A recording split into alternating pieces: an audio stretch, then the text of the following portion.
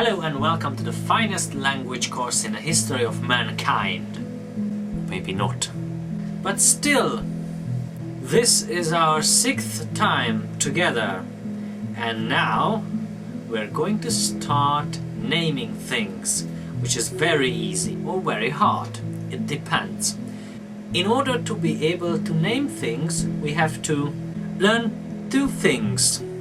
First of all, we have to learn the equivalents of a, an and the. And second of all, we have to be able to say this in Hungarian. Now, if you're like me, you like to know how things work.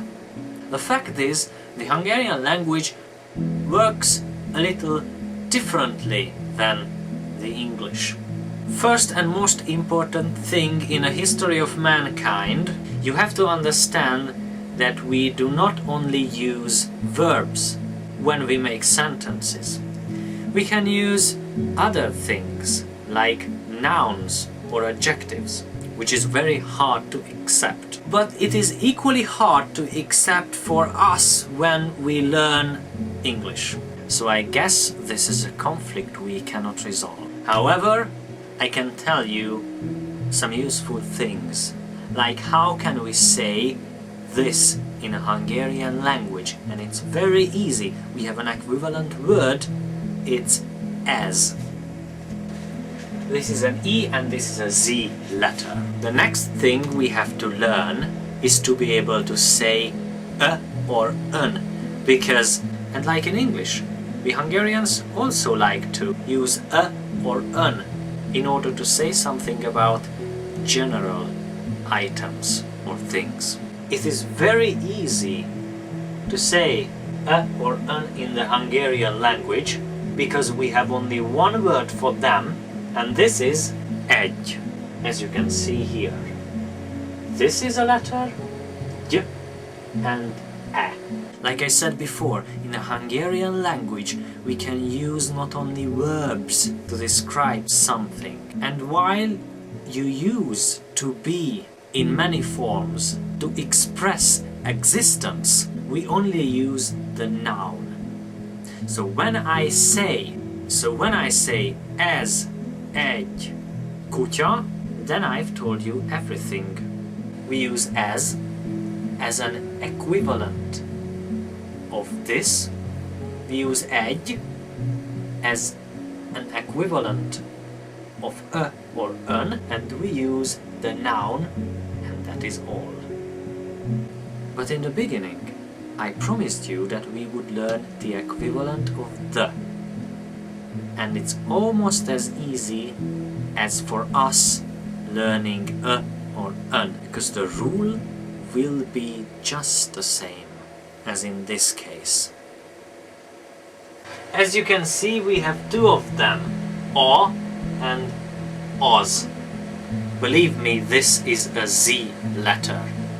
And as you can see, just like a or an, they are very similar, so they are just like a or an, and they behave the same way. So for example, when I want to say the dog, I say a kutya. But when I, for example, want to say the rain, then I say az eső. With most of these words, we should say a. And eső is the only exception here. So just for fun, let me name you these things. Ez egy kutya. Ez egy macska. But here we have something which seems to be a problem, because fire and water are uncountables. Now, like in the English language, and believe me, we are going to have many similarities along the way, we will be able to watch the same behavior like they have in the English version. So, when I say fire and want to say this thing is fire, I don't really say this is a fire.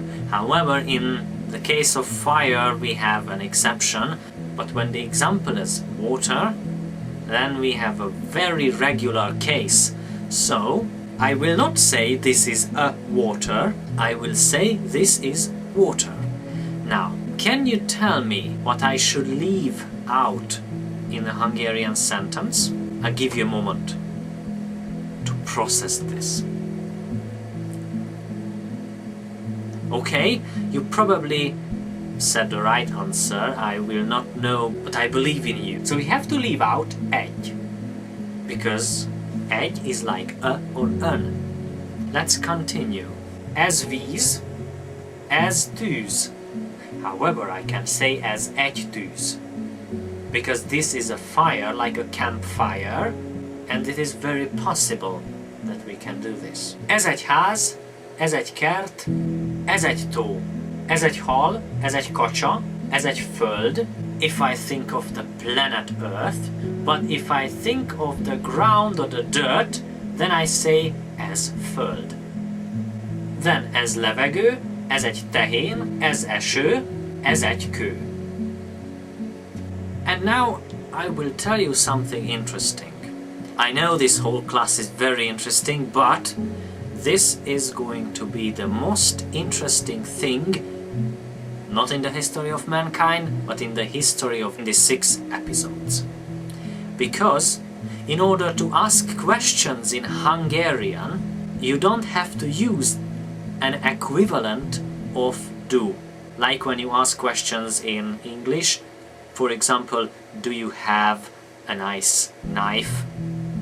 Or do you have a dog? Or we don't have to do anything in a question, like changing the order of the words or something like that. So when I want to ask that, is this a dog? Or is this a cat? Or something like that, then I only have to put a question mark in the end of the sentence. And I can read ez egy kutya. And yes, I have just asked the Hungarian question. Teaching to ask questions in Hungarian, it's very easy. The negative will also be easy. But we'll discuss it in the next program. Until then, let me ask questions with verbs. Because that is also easy. Megyek, sétálok, futok, etc. As you can see, to ask a question, you only have to change the pronunciation a little. So I'm not really a professor of the English language or something like that. So when I say you have to change the intonation, then I may be wrong. But this is the closest word I've found. To be able to ask a question, you have to change your intonation. And the tone of the last syllable should be higher.